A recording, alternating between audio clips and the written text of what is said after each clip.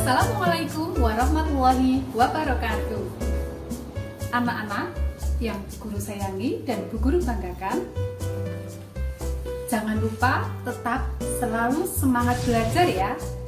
Karena insya Allah sebentar lagi pada tanggal 7 Juli kalian akan melaksanakan PAT atau penilaian akhir tahun, yang itu akan menjadi syarat bagi kenaikan kelas anak-anak semua dan nilainya akan masuk ke rapor. Mumpung masih ada waktu, silahkan kalian manfaatkan sebaik-baiknya, mempersiapkan diri untuk nanti melaksanakan PAT.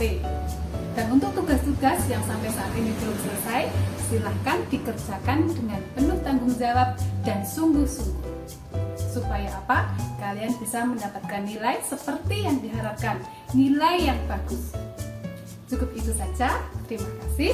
Assalamualaikum warahmatullahi wabarakatuh.